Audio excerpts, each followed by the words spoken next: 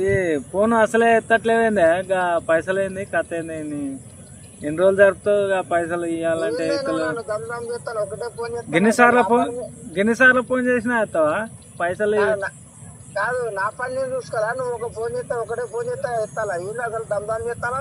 అసలు ఏంది కాదు మరి పైసలు రోజు జరుపుతా ఉన్నావు, అది ఏంది? ఎవరి నమ్మాలో జరపలేదు. వచ్చినప్పుడు ఇస్తా, ఆగాలి. అయ్యా ఇస్తా అయ్యారా బాయ్? ఏం మనిషి ఏం కథ? అది ఏంది అన్న అట్లా మాట్లాడతాను? ఇస్తా అని చెప్పినా కదా, ఇస్తా అన్నప్పుడు ఇస్తా. ఎవరు నమ్మాలో తెలుస్తలేదు. నమ్మాలని తెలియకపోతే మరి ఎవరు చెప్పుకుంటే చెప్పుకో. ఎవరు ఫిర్యాదు అయితే ఫిర్యాదుగా. అంతేనా? అంతే మరి. గిన్నిసార్లు ఫోన్ చేసినా ఏం సపోర్ట్ చేయట్లేదు. ఎన్నిసార్లు అంటే నా పని నాకు, నేను బిజీగా ఉన్నా. నువ్వు ఒకటే ఫోన్ చేస్తా, అసలు ఈ ఫోన్ ఎత్తాలా? నా అరే బాబు పైసల కోసం ఫోన్ చేస్తారు, ఎందుకు చేస్తారు? ఎవరో చెప్పుకుంటే చెప్పుకో, ఎవరైనా తీసుకుంటే తీసుకో, ఎవరో చెప్పుకోవచ్చు కదా. అయితే నాకేంటి, ఒకటే ఫోన్ చేస్తాను. ఫోన్ పడే ఇంత ఆల్రెడీ ఫోన్ కట్ చేసిండు. ఎవరు నమ్మాలో తెలుసు. దేవి నామానికి మహిమ కలుగును గాక. ప్రభు అయిన యేసుక్రీస్తు నామములో మీ అందరికీ శుభములు, ప్రత్యేకమైన వందనాలు తెలియజేస్తున్నాను. మిమ్మల్ని మీ కుటుంబాలను దేవుడు దీవించి మంచి ఆరోగ్యాలు ఇచ్చును గాక. మిత్రులారా, మరి ప్రతి ఒక్క వీడియో చూస్తున్న ప్రతి మిత్రులందరికీ ప్రత్యేకమైన వందనాలు. మరొకసారి మీ ముందుకు రావడానికి దేవుడి కృప చూపాడు. అందరిని బట్టి దేవునికి మహిమ. మీ అందరికీ నా ప్రత్యేకమైన వందనాలు. మా కుటుంబ తరపున, మినిస్ట్రీ తరపున ప్రత్యేకమైన వందనాలు తెలియజేస్తున్నాను. మిత్రులారా, మరి ఈరోజు మీ ముందుకు రావడానికి ఒక కారణమైనది, దానిని గురించి నేను మాట్లాడడానికి ముందుకు వచ్చాను. ఈ రోజుల్లో చాలామంది నోట ఎవరిని చూసినా కూడా ఏమంటున్నారు తెలుసా? అబ్బో ఆయన నమ్మలేమండి, ఇదిగో ఈమెను నమ్మలేమండి, ఆయన నమ్మలేము. అమ్మో మహా నమ్మక ద్రోహులు ఉన్నారు, వాయో ఎంతోమంది మోసం చేస్తున్నారనే మాట మనం వింటున్నాం. వీరు నమ్మొద్దు, వారు నమ్మొద్దు, ఎంతోమంది చాలామంది మోసపోతున్నాం అంటున్నారు, మోసం చేశాడని అంటున్నారు. చాలామంది నోట ఈ మాటలు మనం వింటున్నాం. వీడియోస్ కూడా చాలామంది కూడా చేస్తున్నారు. అంతేకాదు, భార్య ఇలా చేసిందంట, అదిగో భర్త అలా చేసిండంట, వామో ఎవరు నమ్మాలో అర్థం కావట్లేదు, ఇలా చేసిండు అలా చేసి చాలామంది ఎన్నో మాట్లాడుతూ ఉండగా మనం వింటున్నాం. దాని గురించి కొన్ని విషయాలు మీకు తెలియజేయడానికి మీ ముందుకు వచ్చాను ఈరోజు. మరొకసారి దేవునికి స్తోత్రం కలుగును గాక. పరిశుద్ధ గ్రంథంలో నుంచి ముందే రాయబడింది ఈ విషయాలన్నింటినీ.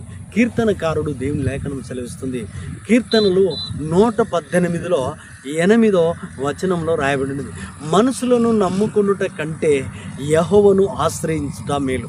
జాగ్రత్త గుర్తుపెట్టుకో మిత్రమా, మనసులను నమ్మొద్దని ముందే చెప్పింది. నువ్వు చెప్పేది ఇప్పుడు ముందే దేవుని వాక్యం సెలవిస్తుంది. ప్రవక్తలు ముందే రాసి పెట్టారు, మనసులను నమ్ముకొనుట కంటే యెహోవాను ఆశ్రయించుట మేలు. పెట్టుకో, నువ్వెవరు నమ్ముతున్నావు?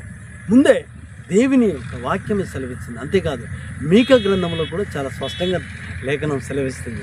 మీక గ్రంథంలో స్నేహితుని యందు నమ్మిక ఉంచవద్దు, ముఖ్య స్నేహితుని యందు నమ్మిక ఉంచవద్దు అని దేవుని వాక్యం సెలవిస్తుంది. మిత్రమా, వాస్తవమే. స్నేహితుని నమ్మవద్దు, ముఖ్య స్నేహితుడు. మనం మోసం చేసేది ఎవడు? చాలామంది అంటారు, నేను మోసపోయాను. ఎవరి ద్వారా మోసపోయావు అంటే, నువ్వు ఎవరినైతే నమ్మావు వారి ద్వారా మోసపోయావు. నువ్వు ఏ స్నేహితుని అయితే అధికంగా ప్రేమించావు వారి ద్వారా మోసపోయావు. ఎవరి ద్వారా నువ్వు దుఃఖపడతావు తెలుసా? ఎవరి ద్వారా నువ్వు గాయపరచబడతావు తెలుసా? ఎవరి ద్వారా నువ్వు ఎంతో బాధపడేది ఎక్కడ అంటే, దుఃఖపడేది ఎప్పుడు అని అంటే, నీకు దగ్గరున్న నీ ఎమ్మటున్న నీ స్నేహితుడు మాట తప్పినప్పుడు, నీ ఎమ్మటున్న నీ స్నేహితులు గాయం చేసినప్పుడు, నీ ఎమ్మటున్న నీ స్నేహితులు నిన్ను అవమానపరిచినప్పుడు నువ్వు తట్టుకోలేకపోతావు. ఎందుకంటే నువ్వు ఎందుకు తట్టుకోలేకపోతావు అంటే, వారిని అంతగా ప్రేమించావు, వారిని అంతగా నమ్మావు కనుక. అందుకే నమ్మకద్రోహం చేసినప్పుడు చాలామంది బాధపడుతుంటారు. ఈరోజు మరొకసారి చెప్తున్నాను, అందుకే ముందే చెప్పింది ఏం వాక్యం, స్నేహితుని యందు నమ్మకం ఉంచొద్దు, ముఖ్య స్నేహితుని యందు అసలే నమ్మొద్దని దేవుని వాక్యం తెలుస్తుంది. తిమోతికి రాసిన 2వ పత్రికలో 3వ అధ్యాయంలో దేవుని వాక్యం మనుషులు స్వార్థప్రియులు. అర్థమైంది కదా? మనుషులు స్వార్థప్రియులు అండి, వారు స్వార్థపరులు అని దేవుని వాక్యం సెలవుతుంది. ఈరోజు నా జీవితంలో వారు స్వార్థపరులు, ధనాపేక్షలు, బింకములాడువారు, అవిధేయులు, తల్లిదండ్రులు దూషించేవారు, ఇలా చాలా చక్కగా రాయబడింది.